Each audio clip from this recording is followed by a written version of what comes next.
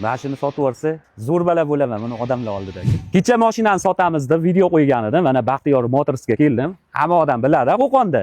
Akam assalomu alaykum. Anchadan beri mana shu sohada shug'ullanishadi. Mana shu mashina sohasida. Shuni aka xolis baholab sotib bering podpischilarga. Hop, mashinamiz 2018-yil. Yurgan probegi 155 million, lekin holati juda ham ideal holatda ekan. Mashinaga Amerikanki Optra, Malibu Roll, Malibu Bar, qimmat yumshoq balon, tayyor ruxsatnomasi bor.